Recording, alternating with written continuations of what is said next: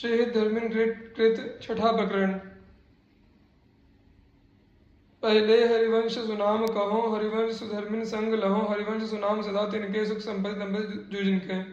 व्याख्या। आरंभ में मैं श्री हरिवंश नाम को उच्चारण करता हूँ और इस नाम की कृपा से श्री हरिवंश धर्म को धारण करने वाले धर्मियों का संग प्राप्त करता हूँ, क्योंकि जिन महापुरुषों उपासकों की सुख संपत्ति दंपति श्री श्यामा श्याम उनका सर्वोच्च श्री हरिवंश नाम है।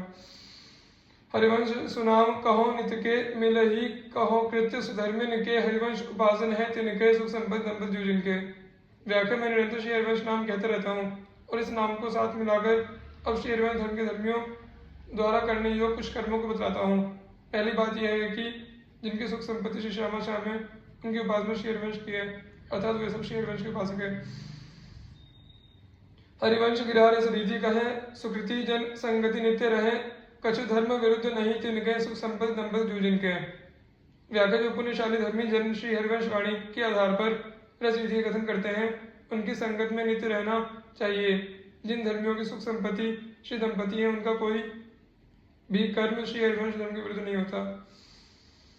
हरिवंश प्रशंसित नित्य रहे, रस रीति विवर्धित कृत्य कहे, जो कछु कुल कर्म नहीं तिनके सुख संपत्ति दंपति जूझ इनके। व्याख्या। जो नित्य रूप से श्री हरिवंश की प्रशंसा करते रहते हैं अर्थात प्रशंसा पूर्वक उनके चरण कमलों का भजन करते रहते हैं और जो रसविधि के द्वारा पुष्ट कृत्यों अर्थात श्री युगल के लीला चरित्रों का कथन करते रहते हैं, ऐसे उपासकों के लिए इनकी संपत्ति श्री दंपति है, कोई कुलकर्म शेष नहीं रहता, क्योंकि कुलकर्म का पर्यवसान उपासना में न होकर संसार में होते हैं। हरिवंश सुनाम जो नित्य रटे, छिन्न जाम समान न नेको घटे, विधि और निषेध नहीं तिनके सुख संपत्ति दंपति जूझ इनके।